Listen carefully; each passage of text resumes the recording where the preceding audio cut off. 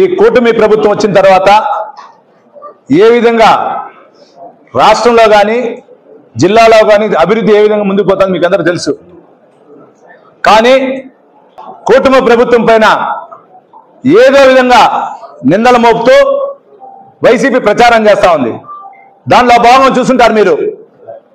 Government వచ్చిన 2వ నెల నుంచే హిందువులకి పవిత్రమైనటువంటి తిరుమల కొండపైన కానీ, హిందువులకు పవిత్రమైనటువంటి కనకదుర్గమ్మ గారి పైన కానీ, హిందువులకు పవిత్రమైనటువంటి శ్రీశైలం పైన కానీ, హిందువులకు పవిత్రమైనటువంటి సింహాచలం గుడి పైన కానీ, ఏదేదైతే హిందువులకు పవిత్రమైందో దానిపైన ఏ విధంగా దాడి చేస్తున్నారో మీకు తెలుసు. ముఖ్యంగా తిరుమలకు సంబంధించి, పవిత్ర పుణ్యక్షేత్రమైన తిరుమలకు సంబంధించి టీటీడీ మాజీ చైర్మన్, టీటీడీ 2 పర్యాయాలుగా ఉన్నటువంటి చైర్మన్ భూమన కరుణాకర్ రెడ్డి గారు ఏ విధంగా టీటీడీ పైన దుష్ప్రచారం చేస్తున్నారు మీరు చూస్తుంటారు. గతంలో ఎన్నడూ లేని విధంగా విఐపి బ్రేక్లు, ఎమ్మెల్యేలకు సంబంధించిన సిఫార్సు లేఖలు కూడా తగ్గించడం, అదేవిధంగా కార్పొరేషన్ చైర్మన్లు కూడా వాళ్ళ కుటుంబం వస్తేనే దర్శనాలు, ఎమ్మెల్యేలు కూడా 15 రోజులకి ఒకసారి వస్తే దర్శనం సొంతగా వస్తే, ఏ ప్రజాప్రతినిధి అయినా సిఫార్సు లేఖకి బోర్డు మీటింగ్లో పెట్టి ఏ విధంగా చేశారు ఆ విధంగా కూడా ఈరోజు వెళ్తుంది. కానీ గతంలో పాలనలో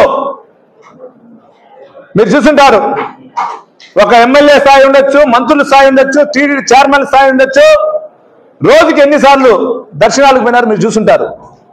కానీ ఏమి లేకపోయినా ఈరోజు టీటీడీ పైన, చైర్మన్ TV5 బిఆర్ నాయుడు అన్న పైన కానీ ఏ విధంగా దుష్ప్రచారం చేస్తున్నారంటే, ఒక తెలుగుదేశం పార్టీకి చెడ్డ పేరు తేవాలన్న ఉద్దేశంతో ఈరోజు భూమన కరుణాకర్ రెడ్డి గారు చేస్తున్నారు. భూమన కరుణాకర్ రెడ్డి అనుచరుడు నాగరాజు అనే వ్యక్తి తిరుమలలో తాగి ఏ విధంగా గందరగోళం చేశారు మీరు చూస్తుంటారు. భూమన కరుణాకర్ రెడ్డికి సంబంధించిన వ్యక్తులు సుమారు 15 హోటల్స్ ఉంటే ఈరోజు ఆన్లైన్ టెండర్ ద్వారా అందరికి వర్తించే విధంగా చేయడం జరుగుతూ ఉంది. భూమన కరుణాకర్ రెడ్డికి సంబంధించిన వ్యక్తులు ఈరోజు బహిరంగంగా కట్టెల వ్యాపారం బ్లాక్మెయిల్ చేస్తుంటే కట్ చేసి అందరికి వచ్చే విధంగా ఈరోజు టీటీడీ చేస్తూ ఉంది. గతంలో టీటీడీకి ఈవోగా ఉన్నటువంటి ధర్మారెడ్డి ఏ విధంగా టీటీడీని పెట్టి ఢిల్లీ స్థాయిలో పైరులు చేస్తూ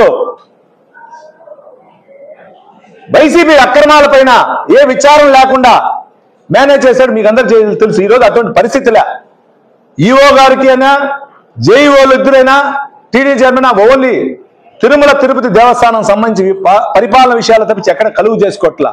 అది ఈరోజు తెలుగుదేశం పార్టీ ఎన్డీఏ కూటమికి సంబంధించిన ఒక మంచి పాలన.